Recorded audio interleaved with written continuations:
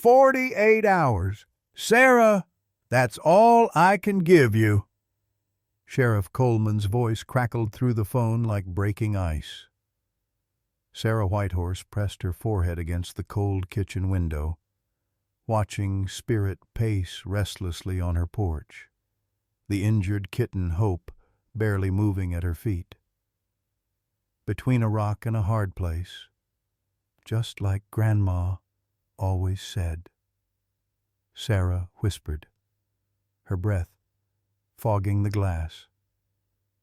Mrs. Henderson had made good on her threat, called the wildlife authorities, claimed Sarah was harboring dangerous animals. Now they were coming with tranquilizer guns. Through the window, Spirit's amber eyes met hers. Those weren't the eyes of a wild predator anymore. They were the eyes of a desperate mother who had trusted the wrong human. The Bobcat had brought her most precious gift, her dying child, to Sarah's door, believing in something Sarah wasn't sure she could deliver. Time was running out. For all of them. Leave a like and share your thoughts in the comments along with the city you're watching. From now, let's continue with the story. The silence in Sarah's cabin felt heavier than the Smoky Mountain fog that clung to her windows. One coffee cup sat on the kitchen table, one place setting, one everything reminders of a life she'd carved out in careful isolation. The walls displayed photographs of family gatherings where she stood slightly apart, always on the edges, always alone. Her phone hadn't rung in 3 weeks until yesterday's crisis shattered her carefully constructed solitude. Now, everything had changed. Hope lay on a makeshift bed of towels near the fireplace, her small chest rising and falling in labored breaths.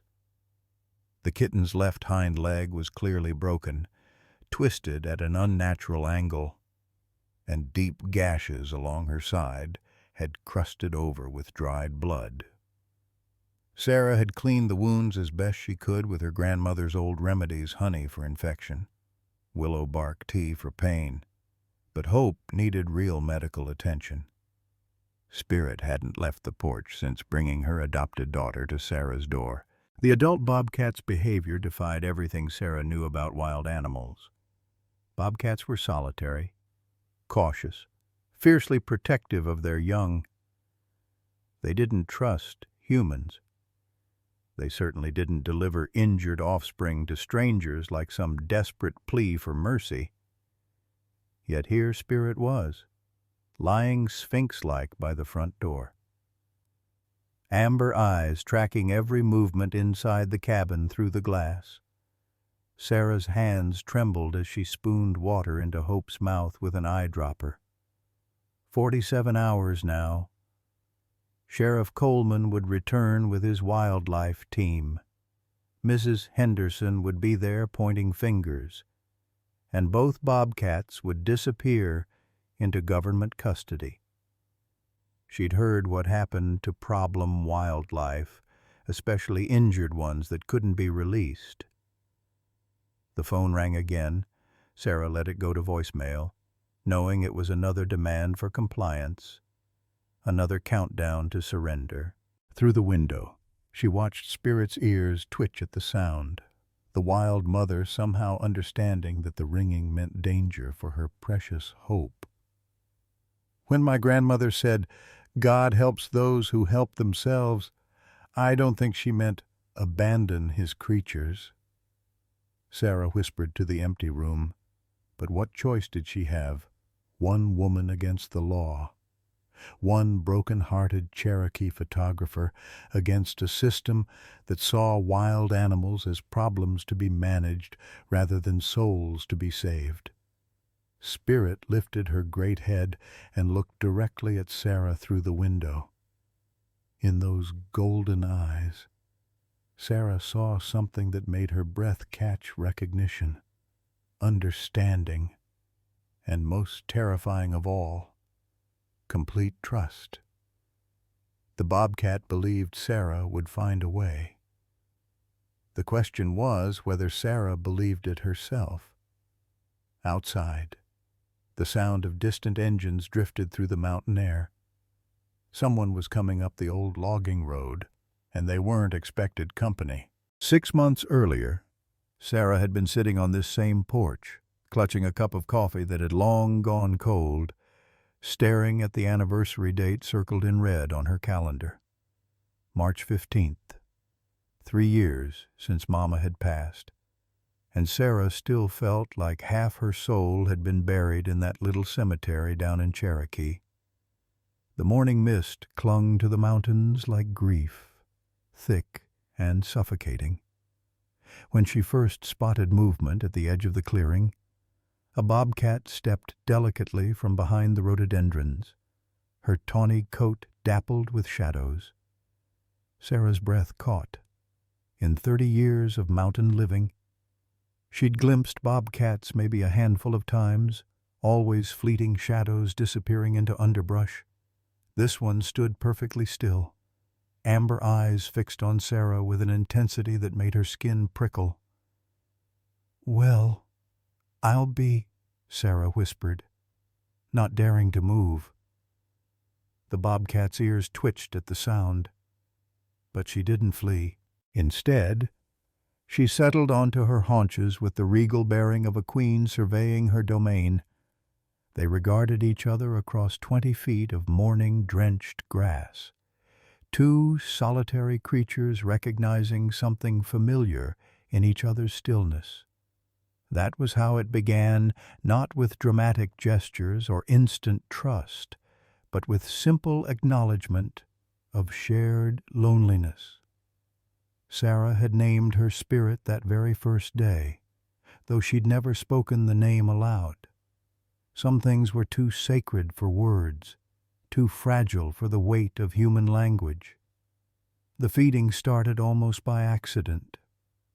Sarah had been eating a turkey sandwich on the porch when Spirit appeared for her second visit.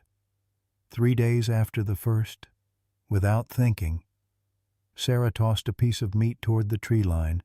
Spirit sniffed it cautiously, ate it quickly, and was gone. But she came back the next morning, and the next. "Mama always said, 'Love finds a way,'" Sarah had murmured during that 4th visit, watching Spirit approach with slightly more confidence. "But I never thought it would have 4 paws and spotted fur." Week by week, day by day, the distance between them shrank.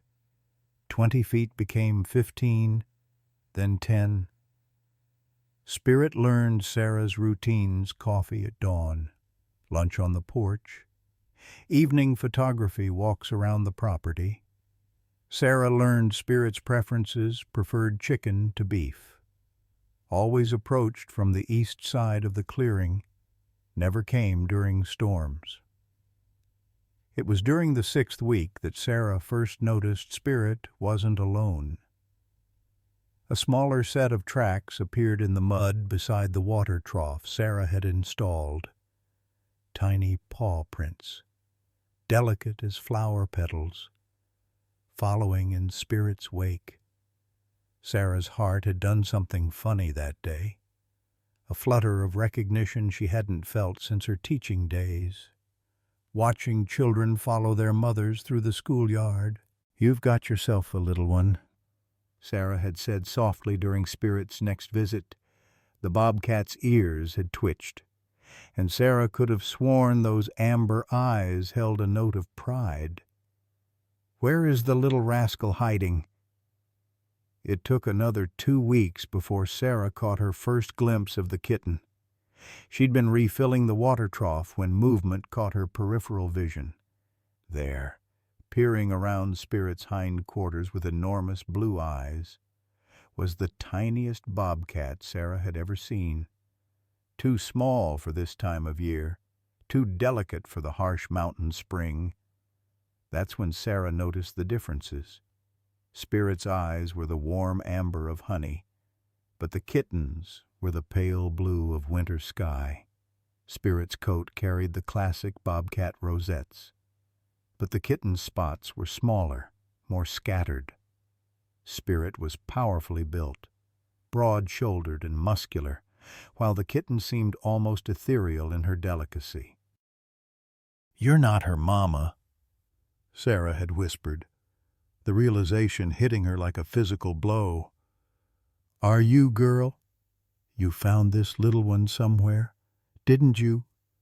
The next morning, Sarah had left out 2 portions of food, one large, one kitten-sized. Spirit had eaten first, then stepped aside, watching as the little one approached on unsteady legs.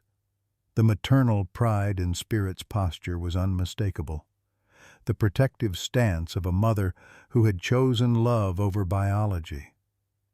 Sarah understood that choice better than most. Her own mama had been adopted, raised by Cherokee grandparents who loved her as fiercely as any blood relative. "Some folks are meant to be bridges between worlds," Mama had always said. Looking at Spirit and her adopted daughter, Sarah saw that truth playing out in the wild. As spring melted into summer, the relationship deepened. Spirit began bringing the kitten closer to the cabin, teaching her the boundaries of their shared territory.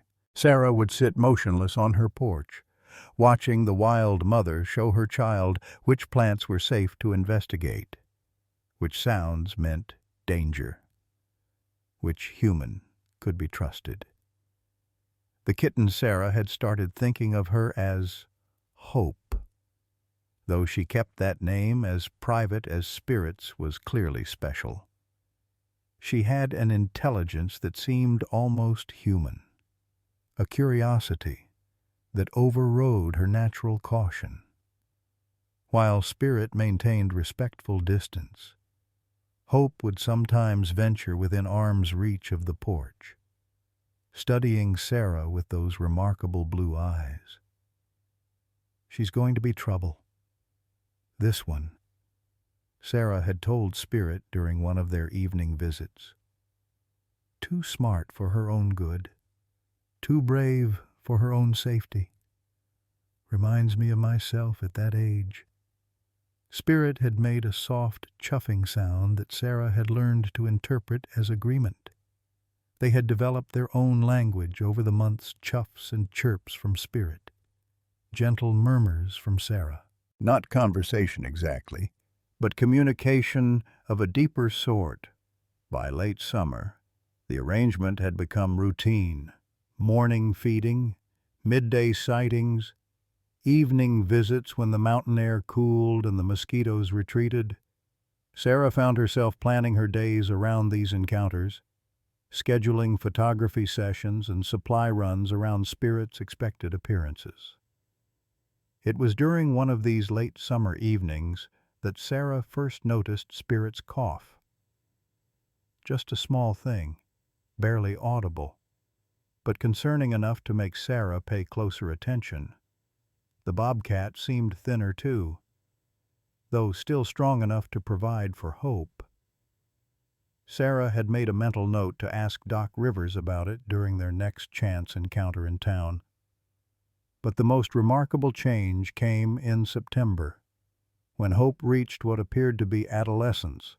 Instead of becoming more independent, as Sarah expected, the young bobcat seemed to grow more attached to both Spirit and, surprisingly, to Sarah herself. Hope would spend long minutes studying Sarah's movements, mimicking her postures, even attempting to follow her on her evening walks. "You're teaching her about humans," Sarah had realized one evening, watching Spirit guide Hope through what seemed like an elaborate introduction to human behavior. "You're teaching her that not all of us are dangerous." Spirit's response had been to approach closer than ever before, close enough that Sarah could see the individual whiskers on her muzzle, the complex patterns in her amber eyes, close enough to understand that this wasn't just feeding or coexistence. This was preparation. Though for what? Sarah wouldn't understand until that terrible morning when Spirit arrived with Hope's broken body, trusting everything to the strange human who had spent 6 months learning the language of the wild. Yesterday afternoon, Sarah had been editing photographs at her kitchen table when the scratching began, not the usual gentle sounds of Spirit's arrival, but something desperate, urgent, claws against wood, a rhythm that spoke of panic rather than politeness. Sarah's coffee cup had clattered to the floor as she rushed to the window. Spirit stood on the porch. But something was terribly wrong. Her usually pristine coat was matted with mud and what looked like dried blood. Her amber eyes, normally calm and calculating, held a wildness that made Sarah's stomach clench. And there, cradled carefully in Spirit's mouth like a fragile offering, was Hope. The kitten hung limp and motionless, her small body twisted in ways that made Sarah's breath catch. One hind leg bent at an impossible angle, dark stains matting the spotted fur along her side. Spirit's powerful jaws held her with infinite gentleness. But even from inside the cabin, Sarah could see that Hope was barely breathing. "Oh, sweet Jesus," Sarah whispered, her hand flying to the door handle before freezing. Every instinct screamed at her to help, but 40 years of mountain wisdom held her back. Wild animals didn't bring their injured young to humans. They found hidden dens, deep caves, places where they could heal or die in private dignity. This behavior was unprecedented, impossible, and absolutely terrifying in its implications. Spirit's amber eyes found Sarah's through the glass, and what passed between them in that moment transcended species. It was mother to woman, heart to heart, a communication so profound that Sarah felt it in her bones. "Help her. Please. I have nowhere else to turn." Sarah's hands trembled as she slowly opened the door. Spirit didn't flee. Instead, she took 3 deliberate steps forward and gently lowered Hope onto the weathered planks of the porch. The kitten's breathing was shallow, labored, her small chest rising and falling with obvious effort. A soft whimper escaped her throat, a sound so heartbreaking that Sarah felt tears spring to her eyes. "What happened to her, girl?" Sarah whispered, kneeling down but not yet reaching out. Spirit's ears flattened slightly, not in aggression but in what looked like grief. The bobcat began to pace in a tight circle around Hope, her distress evident in every line of her powerful body. Looking closer, Sarah could see the extent of Hope's injuries. The broken leg was the most obvious damage, but deep gashes along her right side suggested a violent encounter with something large and predatory. A bear, perhaps, or another bobcat defending territory. The wounds were hours old, maybe longer. And infection was already a concern in the humid mountain air.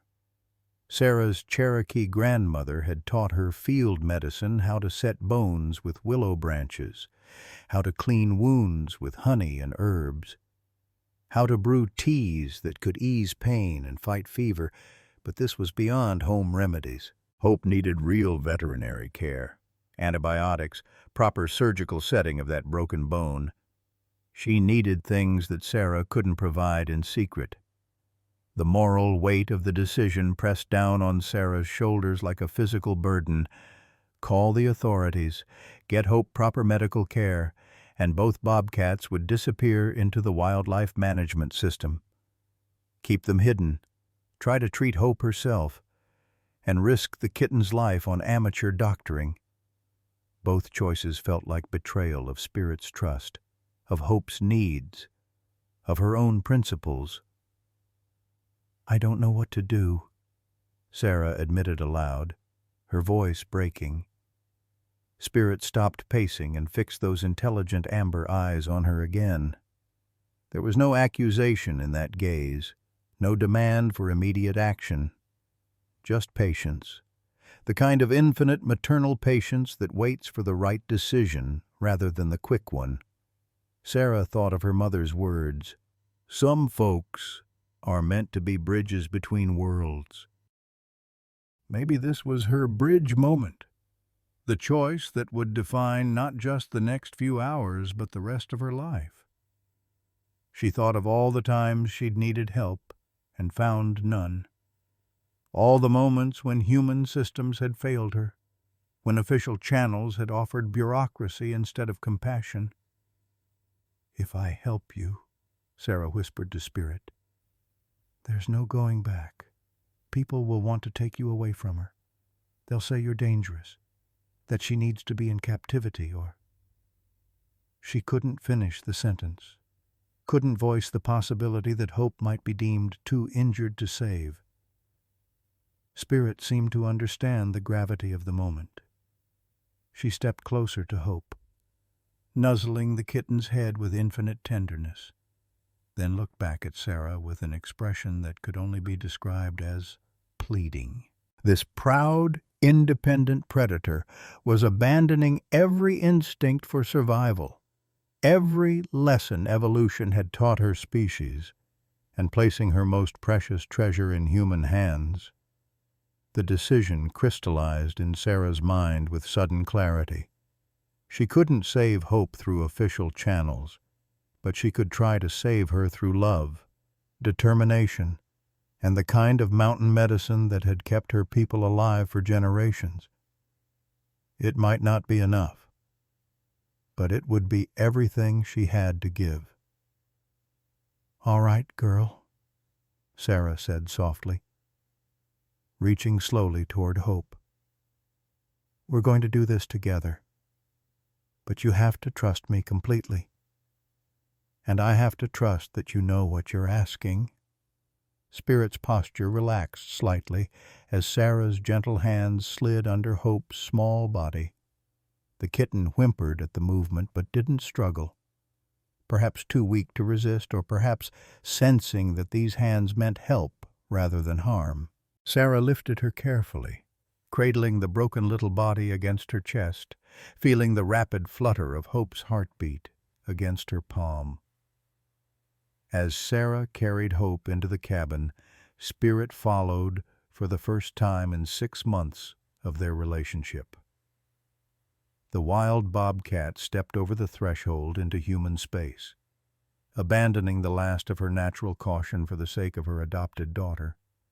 She settled near the fireplace, watching Sarah's every movement with intense concentration, ready to intervene if needed, but trusting enough to allow the help she couldn't provide herself. Sarah laid Hope on a bed of soft towels, her mind already cataloging what she would need: clean water, honey for the wounds, willow bark for pain, something to stabilize that broken leg. It wasn't much, but it was a beginning. And sometimes, her grandmother had always said, beginning with love was enough to work miracles. Outside, the mountain wind picked up, carrying with it the distant sound of engines on the old logging road.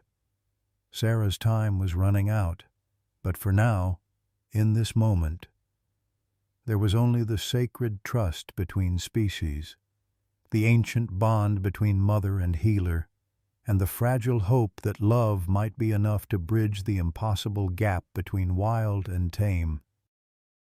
Doc Rivers' ancient pickup truck rumbled up Sarah's driveway at 8 in the morning, kicking up a cloud of red dust that settled on the rhododendrons like a guilty secret.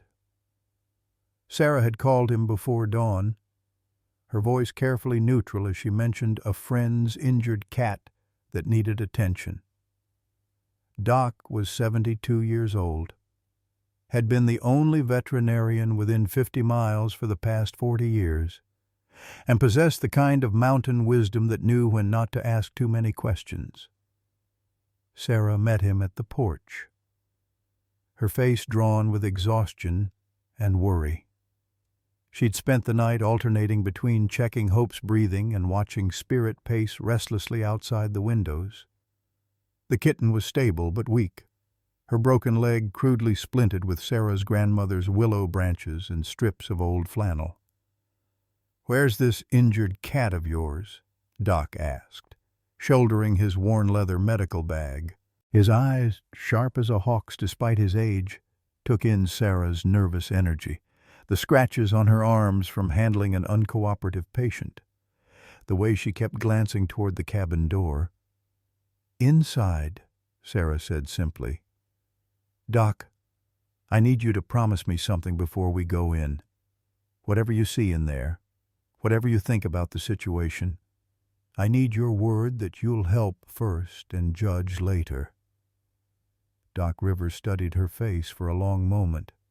He'd delivered Sarah into the world 38 years ago, had treated her childhood injuries and her mother's final illness. He knew the Whitehorse family's capacity for both stubbornness and righteousness. "Sarah, honey, you know I've never turned away from a creature in need.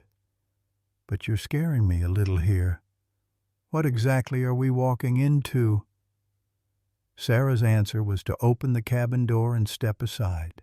Doc Rivers had seen a lot in his decades of practice, everything from prize-winning showcats to half-wild barn owls that children brought him with broken wings.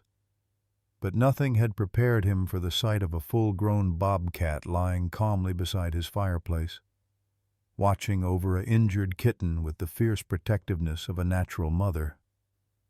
"Sweet mother of pearl," Doc breathed, his medical bag hitting the floor with a soft thud. Spirit's amber eyes fixed on him, evaluating this new human with the careful assessment of a predator deciding whether to fight or flee. She made no move to attack, but every line of her body spoke of coiled readiness. "Her name is Spirit," Sarah said quietly. "The little one is Hope. Spirit brought her to me yesterday afternoon. Hope's got a broken leg and some deep gashes on her side. I've done what I can, but—" She gestured helplessly at her makeshift veterinary setup. Doc Rivers had earned his reputation not just through skill, but through an unshakable calm in crisis situations. He'd delivered foals during tornadoes, performed surgery on kitchen tables during ice storms, and once removed a fishhook from a bear cub while its mother watched from 20 feet away. But this situation was unprecedented in ways that made his pulse quicken. "Sarah, do you understand what you've done here, what you're asking me to be part of?" He knelt slowly beside Hope, his movements deliberately non-threatening. Spirit tensed, but didn't interfere as he began his examination. This isn't just about treating an injured animal. This is about harboring protected wildlife, probably breaking half a dozen federal regulations, and she's dying, Doc. The words hit him like a physical blow. His hands, which had been gently probing Hope's injuries, stilled. The kitten. Well, yes. Without proper treatment, she might not make it, but not Hope. Spirit. Sarah's voice was barely above a whisper. "Look at her. Really look. You've seen enough sick animals to recognize the signs?" Doc Rivers' attention shifted to the adult bobcat, and his trained eye began picking up details he'd missed in his initial shock. Spirit's breathing was slightly labored, her coat less lustrous than it should be for this time of year. When she shifted position, he caught a subtle stiffness in her movements, the careful way she conserved energy that spoke of an animal fighting an internal battle. "How long?" he asked, his professional detachment warring with a growing sense of awe at what he was witnessing. "I don't know for sure. Maybe 6 weeks. maybe 2 months. She's been getting thinner, and there's this cough." Sarah knelt beside Spirit, her hand hovering over the bobcat's head without quite touching. "She brought hope to me because she knows she's preparing for hope's future." The implications hit Doc Rivers like a landslide. This wasn't a simple case of wildlife injury. This was a dying mother making arrangements for her child, choosing a human caregiver with the same careful deliberation that any parent might show in selecting a guardian. The intelligence required for such planning, the emotional complexity, the sheer courage involved in trusting a human with something so precious. It staggered him. "Doc, that bobcat has maybe 2 months," he heard himself saying, his voice thick with emotions he couldn't quite name. "She's been fighting this long enough to find hope, a home." Sarah's eyes filled with tears. "Like my grandmother used to say, a mother's love knows no bounds. But I never imagined it could cross species like this." Doc Rivers turned his attention back to hope. But now his examination carried a different weight. This wasn't just about healing injuries. It was about honoring a dying mother's final act of love. Hope's leg was cleanly broken, the kind of injury that would heal well with proper care. The gashes were shallow, already beginning to close under Sarah's herbal treatments. With antibiotics and professional splinting, the kitten would make a full recovery. "She'll live," he said finally. "With proper care, she'll not only live, but thrive. The question is, what happens after that, Sarah? You can't just keep a bobcat as a pet. Even if Spirit chose you, even if hope bonds with you, there are laws, regulations, people who won't understand." "I know." Sarah's voice was steady now, resolved. "But Doc, look at them. Really look. Spirit didn't bring Hope here for temporary care. She brought her here for adoption. She's asking me to be Hope's family." Doc Rivers had practiced veterinary medicine long enough to develop an almost mystical respect for the bonds between animals. He'd seen dogs refuse to leave their deceased owners' graves, horses that grieved themselves to death when separated from lifelong companions, cats that somehow knew to bring their kittens to humans when those kittens needed help. But this transcended anything in his experience. Spirit's behavior confirmed Sarah's interpretation.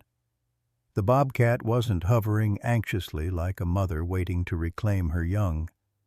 She was watching with the careful attention of someone conducting an interview, evaluating whether the prospective guardian met her standards. When Doc began applying a proper splint to Hope's leg, Spirit relaxed perceptibly, as if this professional competence was exactly what she'd been hoping to see. "There's something else," Doc said as he worked.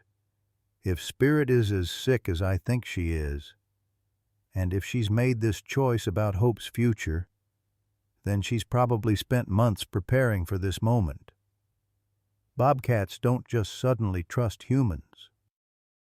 She's been studying you, learning your character, making sure you're worthy of this responsibility." The weight of that realization settled over Sarah like a mantle. For 6 months, she'd thought she was simply feeding a wild animal out of loneliness and compassion. In reality, she'd been undergoing the most rigorous character evaluation imaginable, observed and tested by an intelligence that could literally mean the difference between life and death for an innocent creature. What do I do? Doc, how do I honor this trust she's placed in me? Doc Rivers finished splinting Hope's leg and sat back on his heels. studying the unlikely family before him. You learn everything you can about raising a bobcat. You get yourself legal somehow wildlife rehabilitation license, special permits, whatever it takes. You prepare for the fact that you're about to become responsible for a wild creature who will always be half wild, no matter how much she loves you. He paused, watching Hope struggle to sit up in her new splint, watching Spirit's immediate attention to the movement. And you prepare to say goodbye to the most remarkable mother you'll ever meet, while promising her that her baby will never want for love or protection as long as you draw breath. The phone's shrill ring cut through the mountain stillness at 10:30 Tuesday morning, 36 hours before Sheriff Coleman's deadline. Sarah stared at the caller ID county sheriff and let it go to voicemail for the third time that day. Through the window, she could see Spirit lying in a patch of autumn sunlight on the porch, her breathing more labored than it had been even yesterday. Hope was sleeping peacefully beside the fireplace, her splinted leg finally allowing her some rest. The voicemail beeped. Sarah played it back. Sheriff Coleman's voice tight with frustration. "Sarah, I know you're there. Mrs. Henderson has been calling my office every hour. She's got 3 neighbors signed onto a petition now, demanding immediate action. I've got state wildlife officials breathing down my neck. Call me back or I'm coming up there tonight." Sarah deleted the message and walked to the kitchen, where she began mechanically preparing Hope's afternoon feeding, a mixture of raw chicken and the nutritional supplements Doc Rivers had provided. Her hands moved automatically, while her mind drifted to a memory from 15 years ago, when she'd been a different person, living a different life. She'd been 23 then, fresh out of Cherokee Nation College with a teaching degree and dreams of changing the world, one child at a time. The elementary school in Bryson City had hired her to teach 3rd grade, and she'd thrown herself into the work with the passionate intensity that only young idealists could sustain. Her classroom had been a haven for the lost kids, the ones who didn't fit the standard molds, the ones who needed someone to believe in them when nobody else would. Tommy Walking Stick had been one of those children, 8 years old, quiet as a shadow, brilliant but convinced he was stupid because his learning differences made traditional schoolwork impossible. Sarah had spent hours with him after class, finding new ways to reach his uniquely wired mind, watching him blossom under patient attention. Then came the car accident on a rainy October night. Sarah had been driving home late from a parent conference when a drunk driver ran a red light and sent her Honda spinning across 3 lanes of traffic. She'd awakened in the hospital with a shattered pelvis, a concussion, and injuries that would take months to heal. The physical trauma was nothing compared to the psychological aftermath, panic attacks whenever she got behind the wheel, crushing anxiety in crowded spaces, the constant feeling that disaster lurked around every corner. She'd tried to return to teaching, but the children's energy overwhelmed her damaged nervous system. Every loud noise made her jump. Every unexpected movement triggered flashbacks to the moment of impact. After 6 months of struggling, she'd quietly resigned and retreated to her grandmother's cabin in the mountains, telling herself it was temporary, just until she healed. That was 5 years ago. The cabin had become her entire world. Photography her only connection to the beauty she could no longer fully engage with, until Spirit had appeared at the edge of her clearing, another damaged soul seeking refuge from a harsh world. The phone rang again. This time it was Doc Rivers. "Sarah, honey, I just got off the phone with Sheriff Coleman. He's planning to come up tonight with a wildlife officer. They're not going to wait for the deadline." "They can't?" Sarah said, watching Spirit lift her head at the sound of voices. Hope isn't strong enough to be moved yet. The stress alone could kill her. I know that, and you know that, but they're under pressure. Mrs. Henderson has convinced half the county that you're running some kind of illegal wildlife sanctuary up there. The state's threatening to investigate the whole county's wildlife management practices if this doesn't get resolved quickly. Sarah closed her eyes, feeling the familiar tightness in her chest that preceded a panic attack. The same feeling she'd had in the hospital, surrounded by strangers making decisions about her life without consulting her. The same powerlessness, the same sense that forces beyond her control were about to destroy everything she cared about. There's something else, Doc continued. I've been making some calls, and I think there might be a way to make this legal. Your grandmother was listed as a wildlife rehabilitator back in the 70s, never officially surrendered her permits. With your Cherokee heritage and her legacy, we might be able to get you emergency authorization. How long would that take? Normally weeks, but I know someone at the state level who owes me a favor. If we can prove that Hope's life depends on immediate intervention, they might expedite the process. Another memory surfaced, this one older and warmer. Sarah was 8 years old, sitting cross-legged on her grandmother's kitchen floor, while the old woman treated a barn owl with a broken wing. The bird had been brought by a neighbor's child, found fallen from its nest during a storm. "Grandmother, why do you help them?" young Sarah had asked, watching the careful way the old woman's hands worked to splint the tiny wing. "Because we are the bridge people," her grandmother had answered in Cherokee, then repeated it in English for emphasis. "Our people have always stood between the human world and the wild world. It is our responsibility, our gift, and sometimes our burden. When a wild creature comes to us for help, we don't turn away. We become the bridge they need to cross from hurt to healing." The barn owl had recovered and been released 6 weeks later. Sarah had helped carry the crate to the meadow behind the cabin, had watched the owl circle once overhead before disappearing into the forest. Her grandmother had smiled and said, "See, the bridge worked." Now, 30 years later, Sarah understood that she was being called to build a different kind of bridge, not just between hurt and healing, but between wild and tame, between species, between love and law. Spirit had chosen her not just as Hope's caregiver, but as the translator who could help the human world understand what was happening here.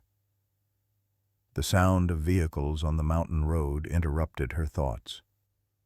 Through the window, she could see dust rising from the direction of the main highway, too early to be Sheriff Coleman, but too many engines to be a casual visitor.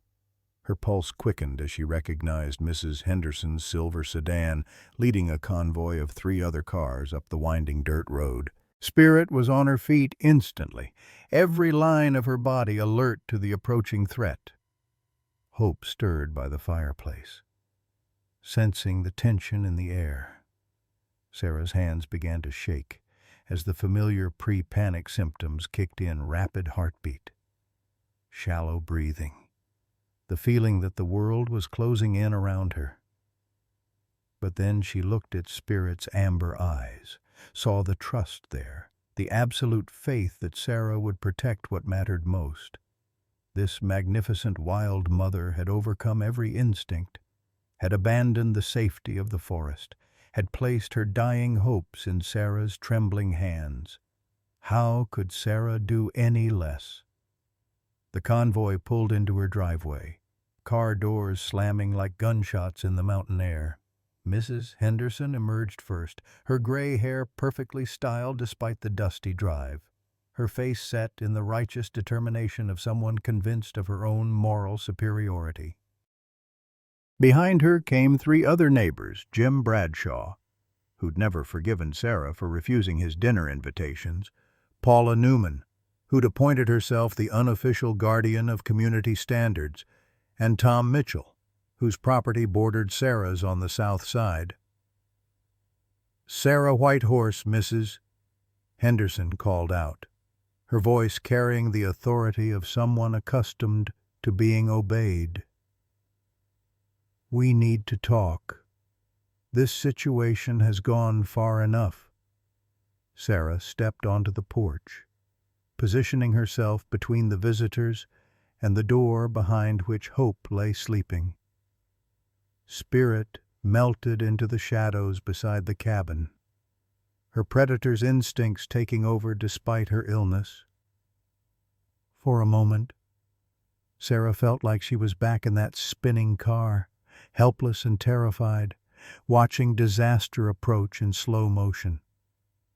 Then Hope made a small sound from inside the cabin, not distress, just the sleepy murmur of a kitten adjusting her position.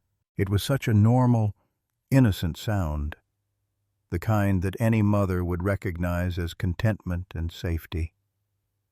In that instant, Sarah's fear transformed into something much more powerful, the fierce protectiveness of someone who had been entrusted with something precious. "Mrs. Henderson," Sarah said, her voice steadier than she felt, "I appreciate your concern, but this is private property. If you have issues with how I live my life, you're welcome to discuss them with the appropriate authorities." "That's exactly what we intend to do," Mrs. Henderson replied, pulling out her cell phone. "Sheriff Coleman should be here within the hour. We're not leaving until this dangerous situation is resolved." 4 a.m. came like a thief, stealing what little peace Sarah had managed to find in the restless hours of Tuesday night. She jerked awake on the couch where she'd been dozing fitfully, her body instantly alert to a wrongness in the air that made her skin crawl. Through the cabin windows, she could see unnatural lights moving through the darkness, the harsh white beams of multiple flashlights cutting through the mountain fog like accusatory fingers. They were surrounding her. Sarah's heart hammered against her ribs as she counted the lights. 6, maybe 7 separate beams, moving with the coordinated precision of people who had done this before. Sheriff Coleman had decided not to wait for his own deadline, 14 hours early, under cover of darkness. He was making his move with what looked like a full wildlife response team. Spirit sensed the approaching danger before Sarah fully comprehended it. The Bobcat appeared at the cabin door like a ghost, her amber eyes reflecting the distant flashlight beams with an otherworldly glow. Every line of her weakened body spoke of desperate readiness, a dying mother prepared to make her final stand.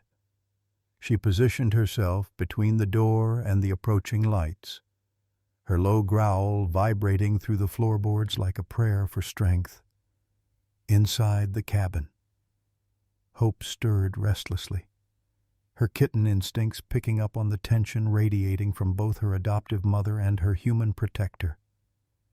The splinted leg made her movements awkward, but she managed to drag herself closer to Sarah's feet, seeking comfort from the person who had become her world in just 48 hours.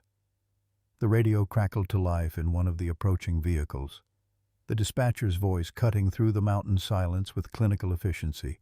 "Unit 7, be advised that tranquilizer equipment is loaded and ready. Wildlife specialist confirms these animals pose significant public safety risk. Authorization granted for immediate seizure and transport." Sarah's breath caught in her throat. Tranquilizers. They weren't coming to negotiate or assess the situation. They were coming to drug Spirit and Hope into unconsciousness, to load them into cages like cargo, to disappear them into a system that would separate them forever. The thought of Hope, already traumatized and injured, Waking up alone in a concrete enclosure without her chosen mother or her trusted human was unbearable. The flashlight beams were closer now, maybe 50 yards from the cabin. Sarah could make out silhouettes moving between the trees, men in official gear, carrying equipment that glinted menacingly in the artificial light. She recognized Sheriff Coleman's bulk, the measured stride of someone accustomed to authority. Beside him walked a stranger in what looked like wildlife service uniform, carrying a rifle that Sarah's nightmares immediately identified as a tranquilizer gun. Time slowed to the consistency of cold honey. Sarah's mind, sharpened by terror and desperation, began cataloging options with the frantic efficiency of someone drowning. She could barricade the door, but they had legal authority to break it down. She could try to hide Spirit and Hope, but the cabin was too small and the Bobcats too distinctive to conceal. She could call for help, but who would answer at 4 a.m? And what could they do against official authority anyway? The car accident memories crashed over her in a wave of paralyzing déjà vu. The same helplessness, the same sense of watching disaster approach in slow motion while being powerless to prevent it. Her hands began to shake. Her breathing turned shallow and rapid, and the familiar symptoms of a full-blown panic attack threatened to overwhelm her completely. Then Spirit did something that changed everything. The dying Bobcat turned away from the approaching threat and looked directly at Sarah with an expression of such profound trust and gratitude that it cut through the panic like a blade of pure light. In those amber eyes, Sarah saw not fear, but acceptance, the peaceful resignation of a mother who had done everything possible to secure her child's future. Spirit wasn't asking Sarah to perform miracles. She was simply saying goodbye, and thank you, and please remember us with love. That look shattered something inside Sarah's chest and rebuilt it stronger. The panic attack evaporated, replaced by a clarity so intense it felt almost supernatural. She understood, suddenly and completely, what was required of her in this moment. Not superhuman courage or impossible solutions, but simple human dignity in the face of injustice. Sarah rose from the couch with movements that felt deliberate and almost ceremonial. She walked to the window and turned on every light in the cabin, flooding the interior with warm, golden illumination that poured out into the pre-dawn darkness like a beacon. If they wanted to take Spirit and Hope, they would do it in full visibility, not skulking in shadows like thieves. She opened the front door and stepped onto the porch, Spirit immediately flanking her left side while Hope dragged herself to her right. Together, the three of them faced the approaching lights with the quiet dignity of a family that refused to be separated without bearing witness to their own destruction.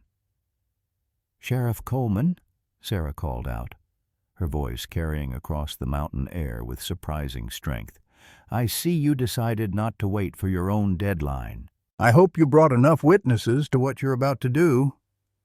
The flashlight beams paused, then converged on the cabin like spotlights on a stage.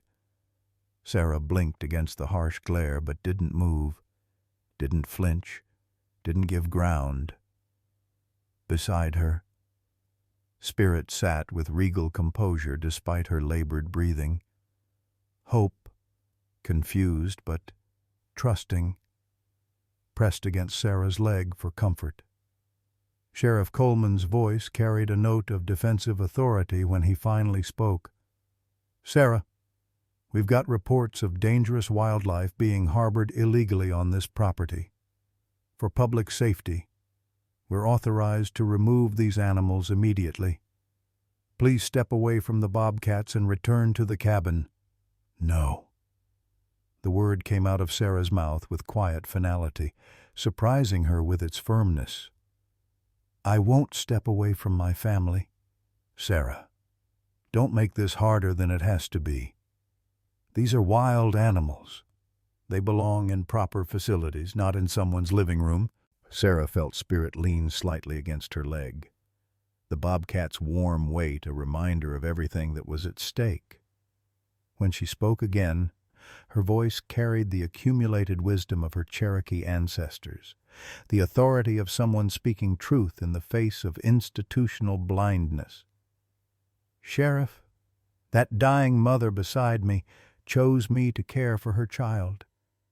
She spent 6 months evaluating my character before trusting me with the most precious thing in her world. She brought hope to me because she knew I would love her, protect her, and honor the bond they share. You're about to destroy that choice, that trust, that love, because some neighbors are afraid of what they don't understand. The wildlife specialist stepped forward, his tranquilizer rifle at ready position.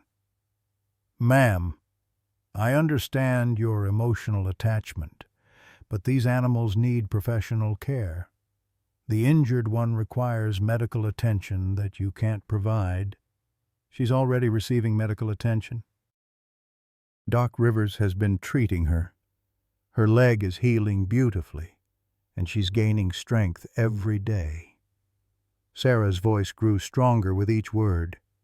What she doesn't need is to be traumatized, separated from her mother figure, and locked in a cage while bureaucrats decide her fate.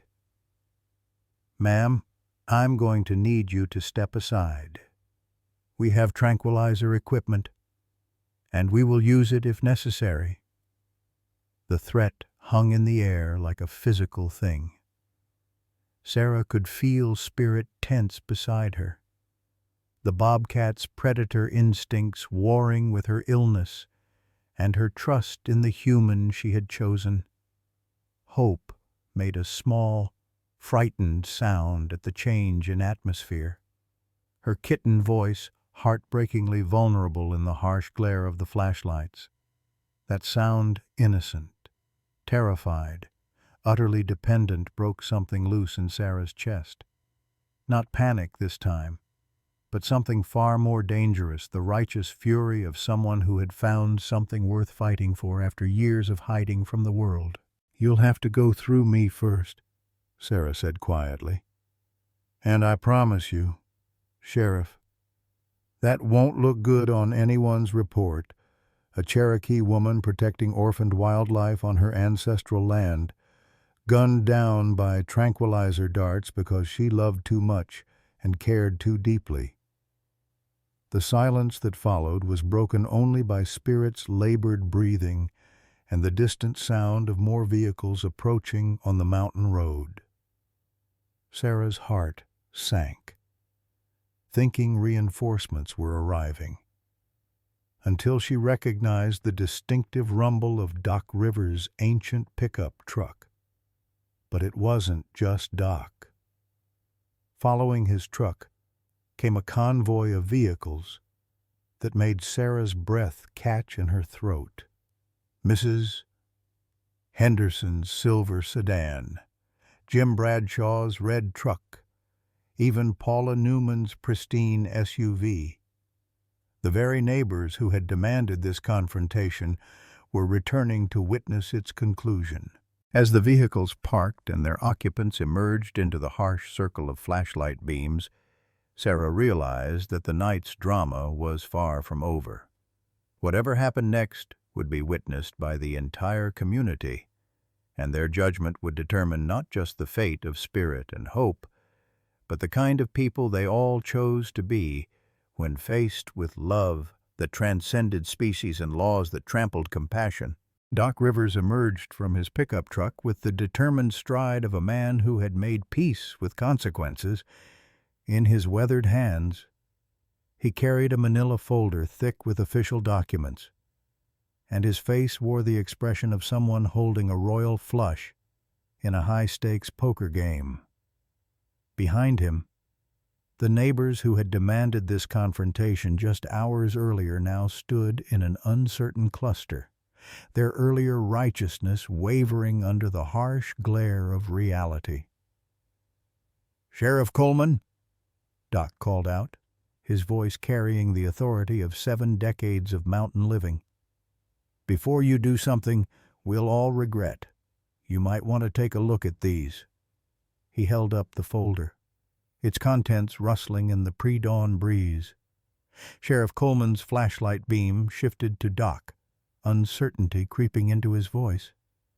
"Doc, this isn't the time for—" "It's exactly the time." Doc's interruption was gentle but implacable. "Sarah Whitehorse has legal standing under Cherokee Nation wildlife preservation protocols.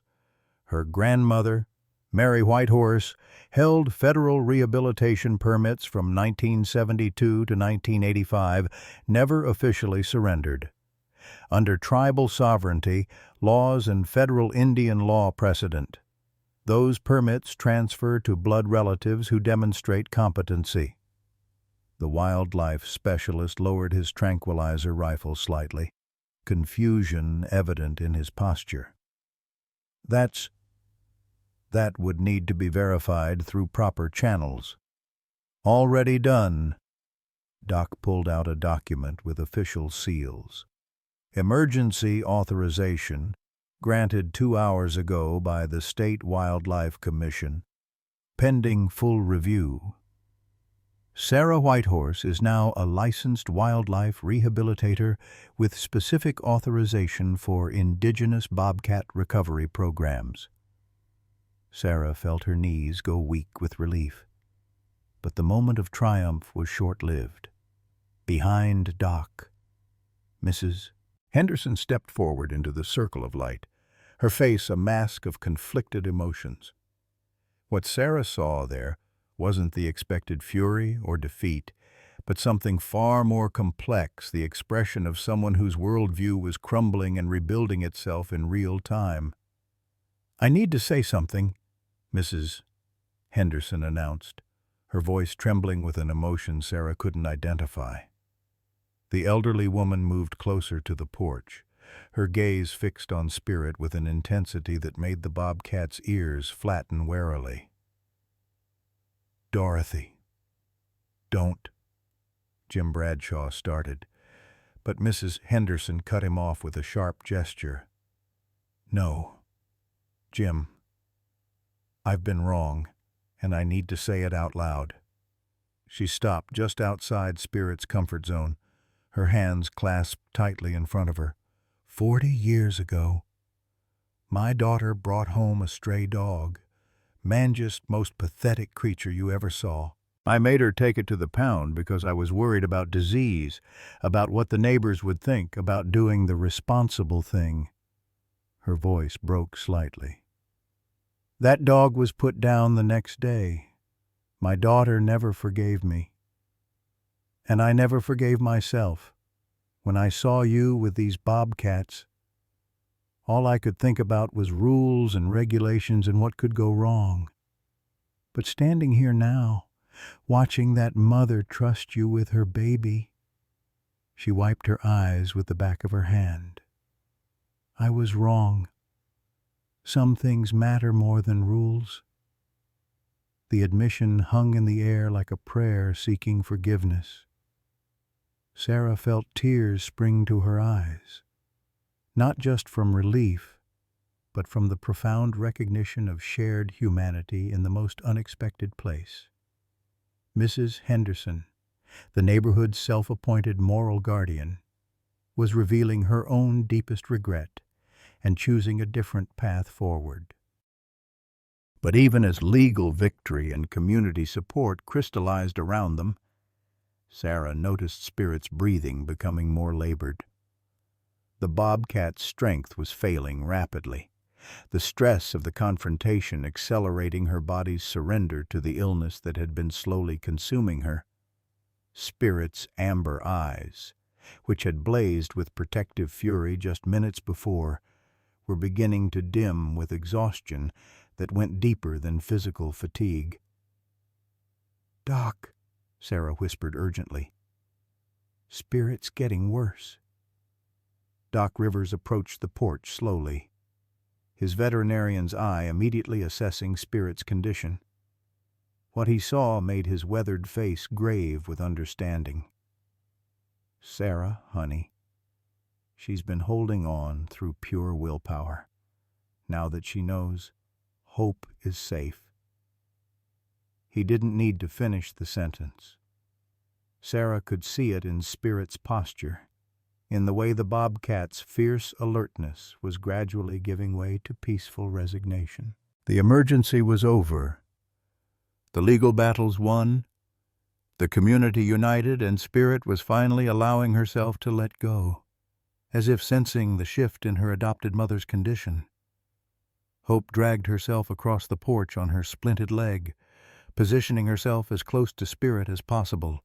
The kitten's blue eyes, so different from Spirit's amber ones, were wide with confusion and growing distress.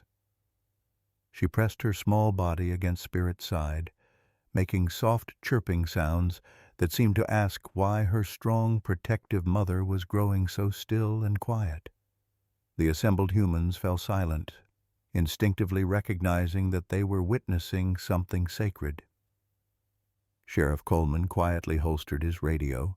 The wildlife specialist set down his tranquilizer rifle, and even Mrs. Henderson stepped back to give the Bobcat family space for whatever was about to unfold. Spirit summoned what remained of her strength to nuzzle Hope one final time, her rough tongue carefully grooming the kitten's head with infinite tenderness. Then, with deliberate movement that spoke of conscious choice rather than physical collapse, she shifted position to face Sarah directly. The bobcat's amber eyes, though dimmed by approaching death, held a clarity that transcended language. Sarah knelt beside Spirit, her hand hovering uncertainly over the bobcat's head. Throughout their 6-month relationship, she had never actually touched Spirit, respecting the wild animal's need for space and dignity. But now Spirit leaned slightly into Sarah's hesitant touch, accepting for the first and last time the physical comfort of the human she had chosen to trust. "Thank you," Sarah whispered, her fingers gently stroking Spirit's fever-warm fur. "Thank you for choosing me. Thank you for trusting me with her. I promise you she'll never want for love or protection. She'll know she's precious, that she matters, that she comes from love."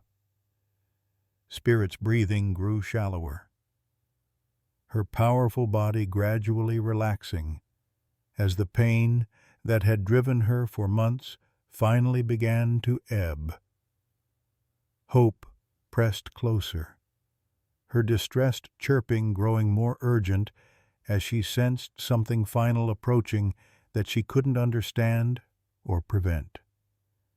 With her last reserves of strength, Spirit lifted her head and gently pushed Hope toward Sarah with her muzzle. The gesture was unmistakable, a formal transfer of responsibility. A mother's final gift to the human who had proven worthy of such trust. Then Spirit laid her great head down on the porch boards, her amber eyes closing with an expression of profound peace. The silence that followed was broken only by Hope's confused mewing and the soft sound of muffled weeping from the human witnesses.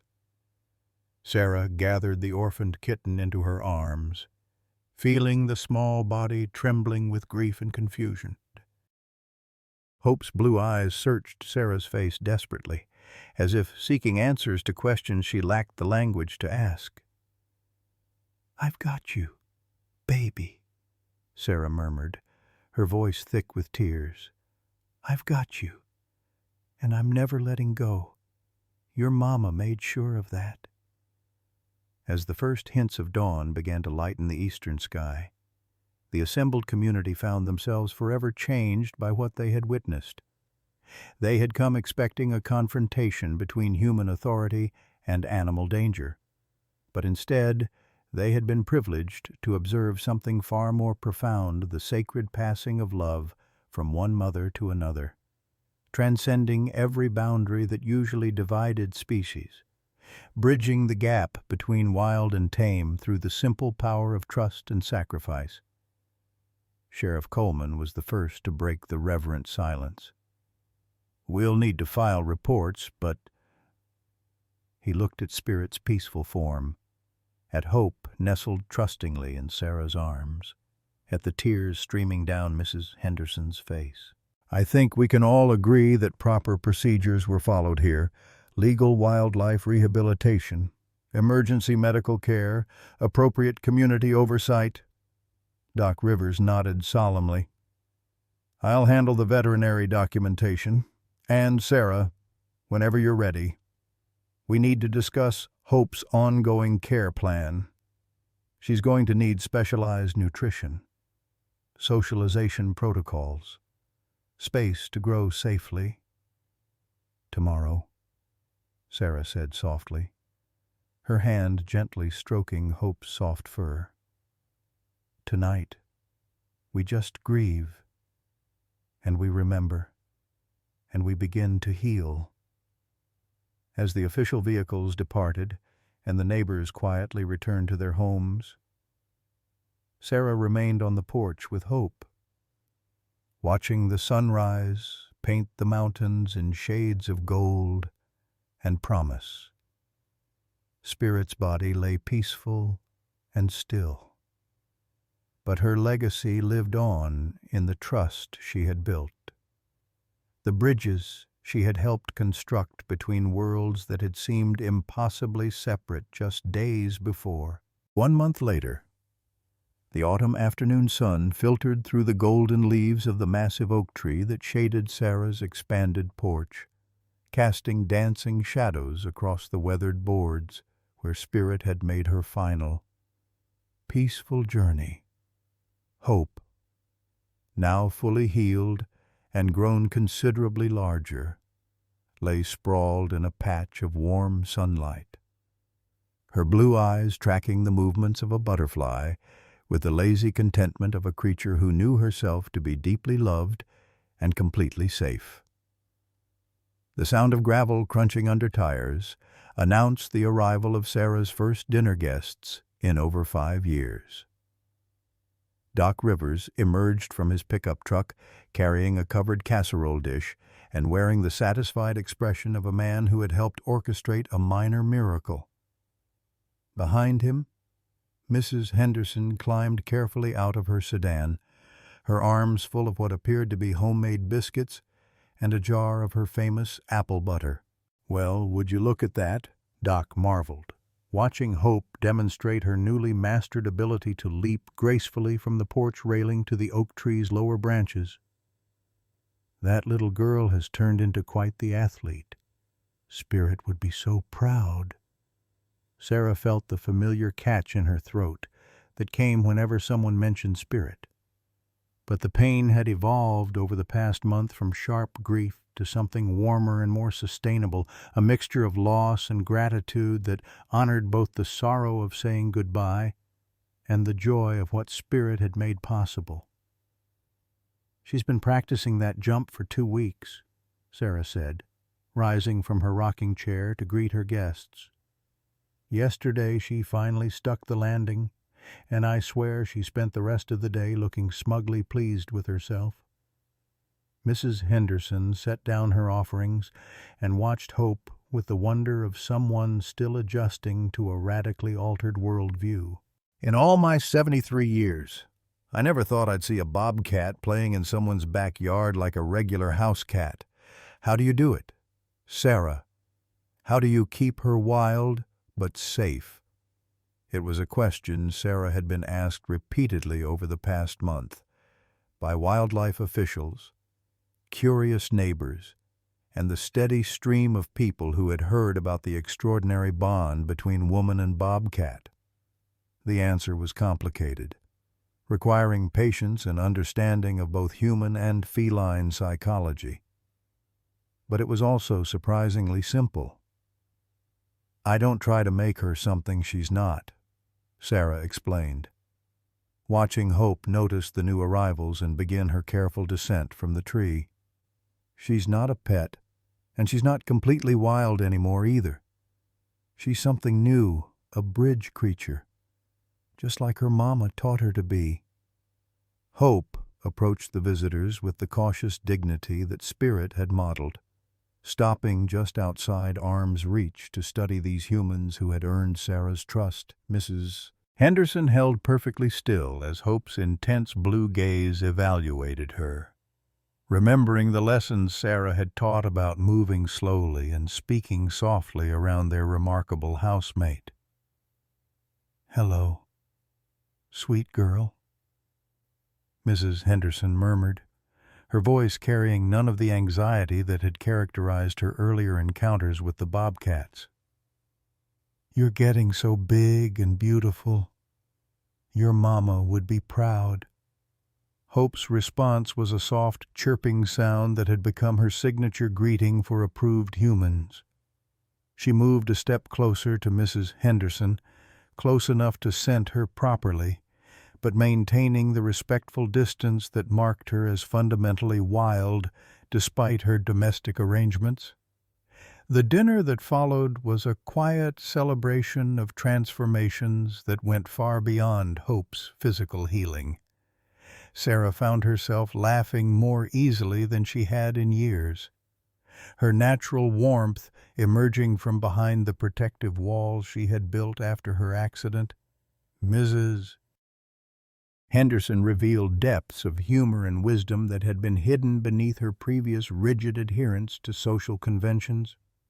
Doc Rivers, relieved of the burden of keeping Sarah's secret, regaled them with stories from his decades of treating everything from injured eagles to confused bears.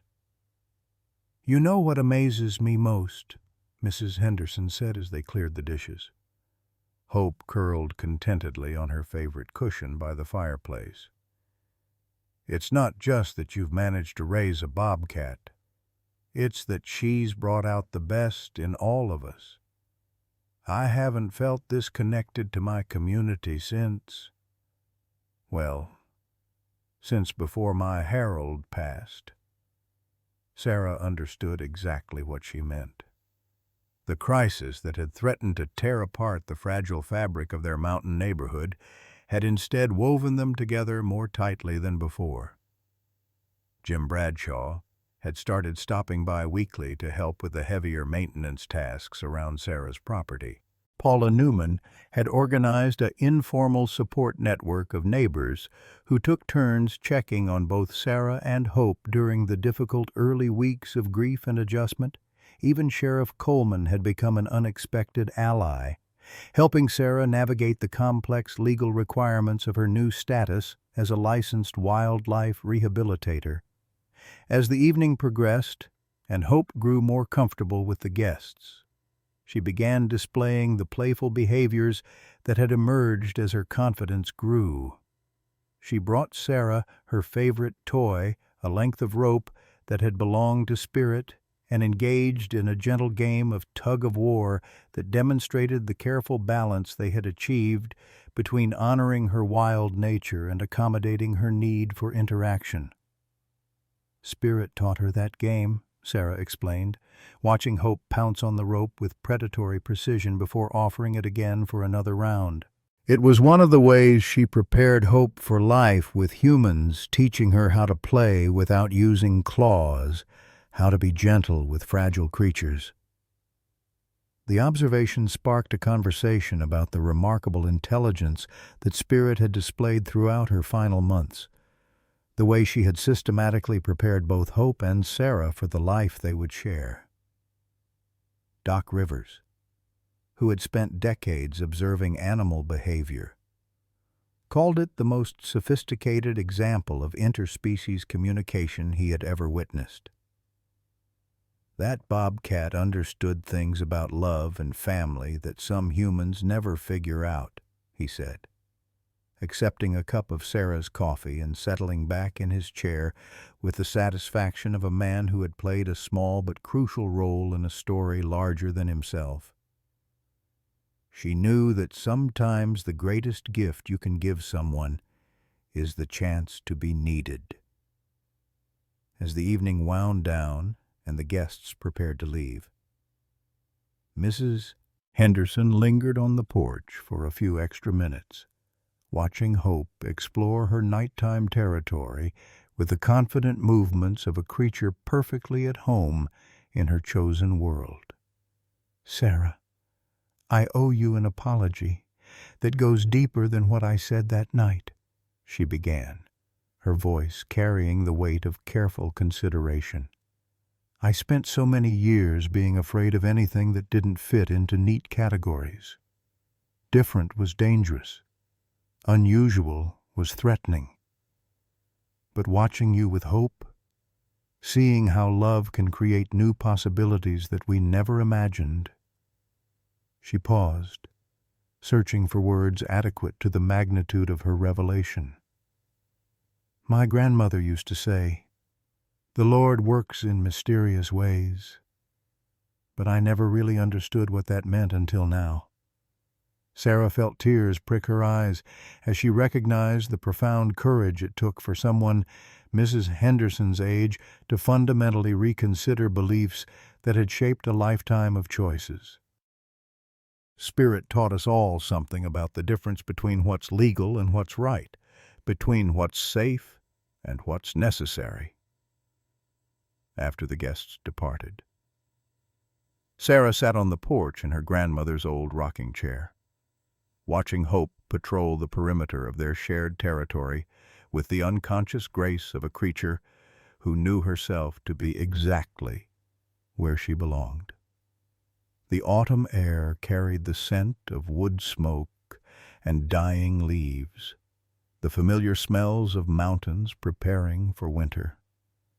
Hope completed her circuit and returned to the porch, settling beside Sarah's chair with a contented sigh that seemed to encompass everything good about their new life together. In the distance, an owl called from the deep woods, and Hope's ears twitched with interest, but not alarm. She had learned to distinguish between the sounds of her wild cousins and the noises that might signal actual danger. "You know what your mama gave us, don't you, baby?" Sarah said softly, her hand gently stroking Hope's increasingly thick winter coat. "She gave us each other, but she also gave us something bigger. She showed us that families don't have to look like what everybody expects. Love doesn't have to follow the rules that people make up." Hope responded with the soft purring sound that had become her way of expressing contentment, a vocalization that fell somewhere between wild bobcat and domestic comfort. It was the sound of a creature who had found her place in the world, not as pet or wild animal, but as something uniquely herself.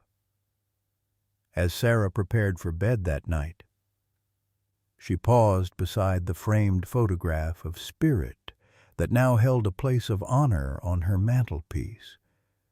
The picture captured the bobcat in her prime, amber eyes alert and intelligent, every line of her body speaking of wild grace and fierce maternal love.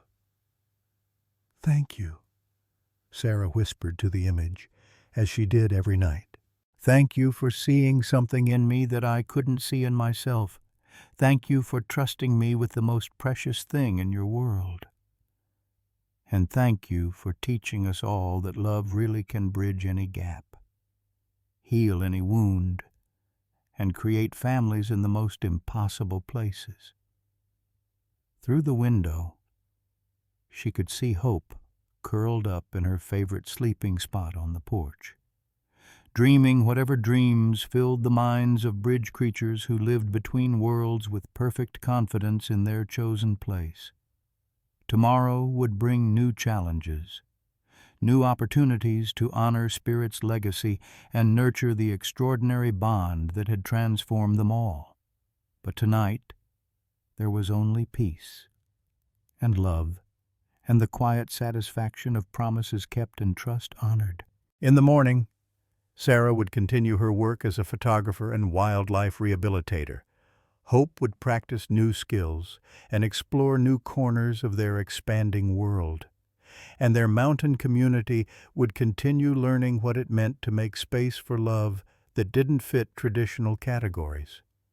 As her grandmother had always said, "The Lord giveth, and the Lord taketh away. But sometimes what he taketh away makes room for what he's fixin' to give." Spirit's departure had created space for something new and beautiful to grow, a family bound not by blood or species, but by choice, trust, and the kind of love that transforms everyone it touches. Outside, hope stirred in her sleep, perhaps dreaming of the mother who had loved her enough to find her the perfect home, or perhaps simply content in the knowledge that she was exactly where she belonged, surrounded by love that would never falter and protection that would never fail. Sometimes the most beautiful families are the ones that find us when we think we're too broken to love again. Sarah thought she was meant to live alone after her accident, hiding from a world that felt too dangerous, too unpredictable. But Spirit, a dying bobcat mother, saw something different. She saw a woman with enough love left to raise an orphaned kitten who didn't fit any normal category. Like so many of us who've faced loss, disappointment, or felt forgotten by a world that seems to move too fast, Sarah discovered that our greatest gifts often come disguised as our biggest challenges. Hope wasn't just a rescued bobcat. She became the bridge between Sarah's isolated past and a future filled with unexpected community, purpose, and joy. Mrs. Henderson, who started as Sarah's harshest critic, found redemption in recognizing love where she'd only seen danger. Doc Rivers discovered that sometimes the most important medical cases happen in living rooms, not clinics. This story reminds us that it's never too late for second chances, that families can look different than we planned, and that sometimes the very thing we're afraid of becomes the thing that saves us. What unexpected blessing has found its way into your life when you needed it most? Have you ever discovered that something you initially feared turned out to be exactly what your heart needed?